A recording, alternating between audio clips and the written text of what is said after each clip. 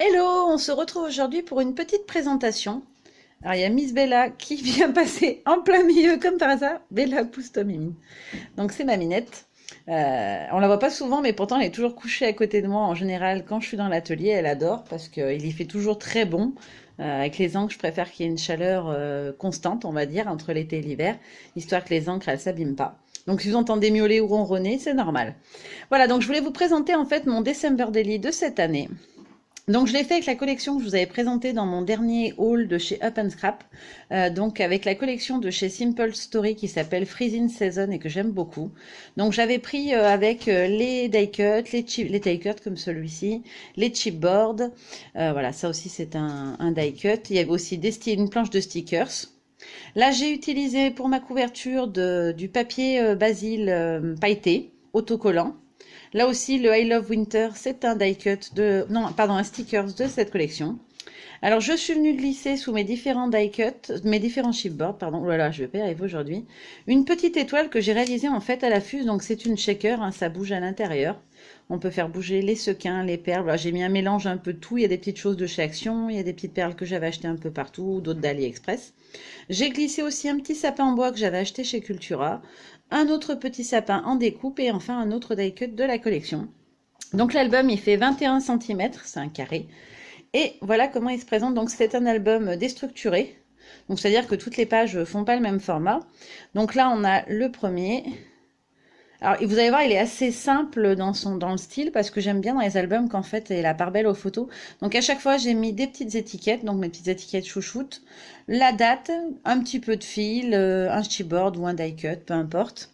Donc, voilà, là, c'était le premier et le 2, donc c'était la fête de l'hiver. Ensuite, donc, c'était le repas avec la marraine d'une de mes puces.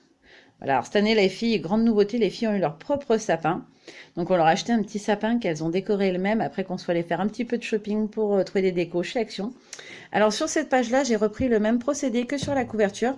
J'ai refait une petite shaker en forme d'étoile donc que j'ai fabriquée avec la fuse. Et là, donc, ce sont les photos forts que les filles avaient fabriquées à l'école.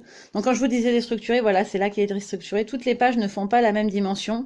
Il y a différents formats de photos. J'ai utilisé aussi bien du 10 par 15 que du 9 par 13.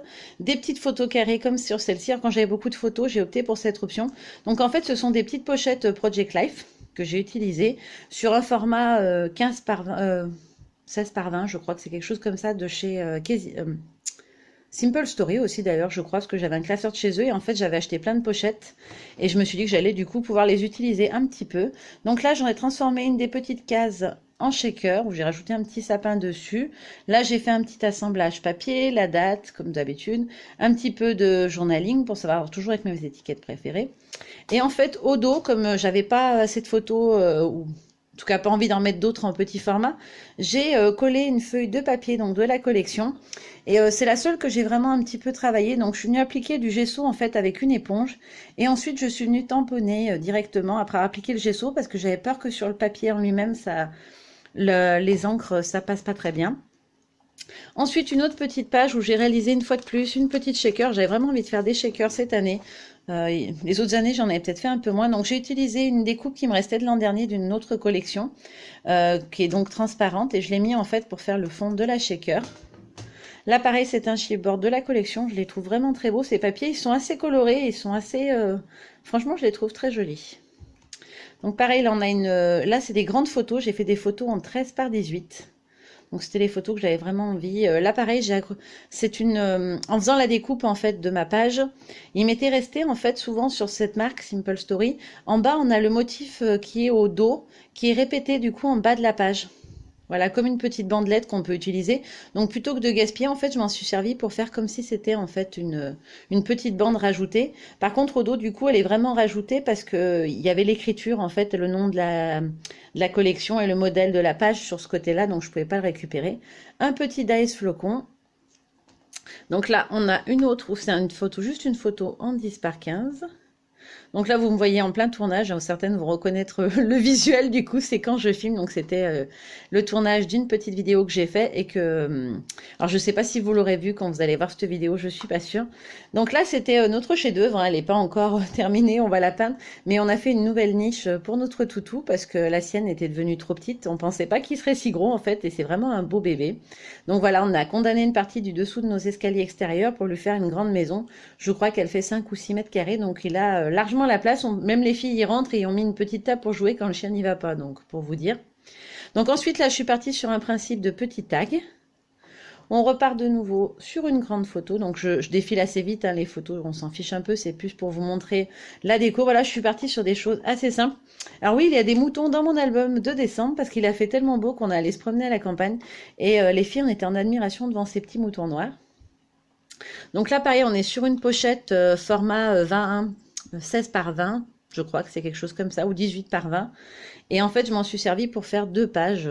Alors, j'ai pas mis de gesso ou quoi que ce soit sur celle-là, je les ai juste utilisées telles que. Je vous avoue que je l'ai fait en une journée et demie, et j'avais vraiment envie de le faire, mais du coup, je manque tellement de temps avec le boulot que, bah voilà, j'ai fait des choses assez simples, mais voilà. Pour être honnête, c'est ce que j'aime. Donc là, en fait, j'ai juste mis dos à dos 2 petites étiquettes en forme de cercle et j'ai utilisé donc cette pochette que j'ai fermée en haut pour faire une shaker. Là aussi, c'était un des magnifiques chipboards de la collection. Voilà, donc la shaker, elle bouge. Hein. Voilà. Je ne sais pas s'ils vont vouloir bouger, mais ça bouge à l'intérieur. Là, c'est parce qu'elles sont mises sur le côté. Donc là, c'était la préparation des crumbles, parce que pour Noël, on a fait des crumbles verrines, crumbles dessert. On s'est bien amusé, ça nous a pris 2 jours. Mais bon, c'était sympa, tout le monde a bien aimé, donc ça fait plaisir. Donc là, c'était une petite séance selfie où on avait vraiment adoré avec les filles parce que du coup, on pouvait mettre sur Snapchat, on pouvait mettre les éléments de décor sur les animaux. Donc pour ceux qui les ont jamais vus, voici Manici, mon Shadow, ma Bella. Il manque que mon Simba qui, lui, n'est pas un fanat des photos, donc il s'est sauvé dès qu'on a commencé. Donc c'est mon gros requin. Donc là, c'était les préparatifs de Noël, l'après-midi du 24. Le soir de Noël. Donc là, pareil, c'était une pochette avec des photos carrées et à côté, on a plein de petites photos carrées en 5 par 5. Les autres, ce sont des 10 par 10, si je dis pas de bêtises. Donc là, on a, voilà, ça fait un peu comme un montage. On voit quand même ce qu'il y a en dessous, mais c'est tous sur des niveaux séparés. Donc là, c'était les cadeaux sous le sapin. Donc là, on est toujours sur le 24 au soir, hein, les ouvertures des paquets. Donc on voit tout de suite que voilà, pour moi, c'était scrap et des chats. Et des renards, voilà, comme d'hab, pour me contenter, il ne faut pas grand-chose. Donc là, on est toujours sur le 24. Voilà. Là, on est le 25 au matin, parce que du coup, on garde toujours quelques cadeaux pour les filles, qu'elles puissent ouvrir le 25, dans un jour 2 ou 3 chacune, qu'on n'emmène pas dans la famille. Et comme ça leur fait le petit plaisir du lendemain matin. Donc voilà, on a tous eu notre petit cadeau en plus sous le sapin. Le lendemain, donc, c'est Noël avec ma meilleure amie et sa fille, comme tous les ans. Et on termine donc avec le 28. J'ai utilisé en fait une matrice de découpe de chez Action, je crois d'ailleurs, l'étoile il me semble, mais je suis pas sûre. Voilà, que j'ai rajouté dessus. On a le 29 au dos, donc ma louloute, ma grande, en train de se maquiller. Elle se faisait belle. Et donc la dernière avec ma cousine qui est venue nous voir un petit peu plus tard que les autres, puisque on la voit un petit peu moins souvent. Voilà, vous avez tout vu de mon Dédé. Vous me direz, n'hésitez pas à me dire en commentaire ce que vous en pensez. Dans une prochaine vidéo, je vais vous montrer un peu ce que j'avais fait les années précédentes. Alors plus brièvement, hein, je ne vais pas vous montrer page par page, mais pour vous montrer un petit peu l'idée et quelles autres façons de procéder on peut utiliser pour le faire. Alors j'ai essentiellement fait dans des albums, il n'y en a qu'un qui n'est pas sous forme d'album. Vous verrez, vous me direz laquelle vous préférez. Alors moi, je l'avoue, je le fais pas au fur et à mesure, j'aime pas. Perso, Bella est revenue. Je préfère le faire quand le mois de décembre est terminé, donc je l'ai fait là, il y a une semaine environ, tout début janvier, histoire que voilà, j'ai toutes mes photos. Je fais comme d'habitude, pour celles que ça peut aider, je prépare tout. Donc avec les boîtes que j'ai achetées chez Action, il y a des compartiments dessus.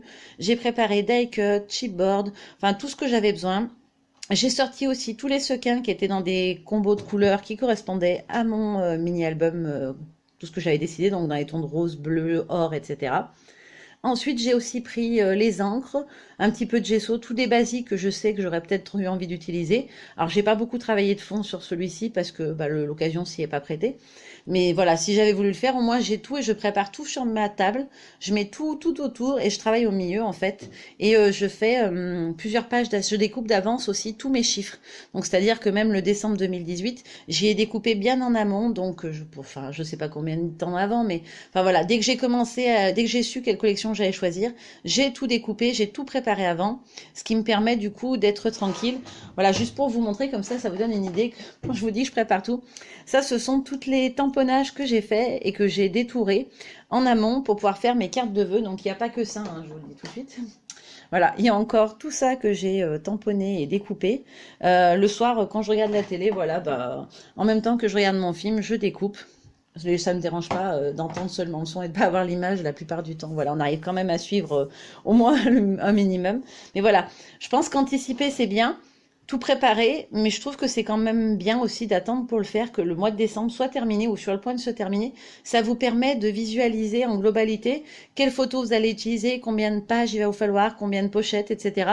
Moi, avant de mettre les photos dedans, j'ai sorti toutes les pochettes qui correspondaient, j'ai tout noté sur un carnet, le nombre de pages, le nombre de photos sur cette page, pour telle date, etc. Et je me fais des petites pochettes, non, je les ai pas sous la main, je vous aurais montré. Je me fais avec une feuille de papier d'imprimante, un tout basique. Je les plie en deux, je replie les bords et en fait je me fais une petite pochette par jour dans laquelle je vais venir glisser les photos, la date, etc. Tout ce que je veux mettre sur chaque page, ce qui me permet à la fin de pouvoir en fait avoir juste à tout monter. Voilà, c'était mes petites astuces personnelles. Je vous fais de gros bisous et je vous dis à très bientôt. Bye bye.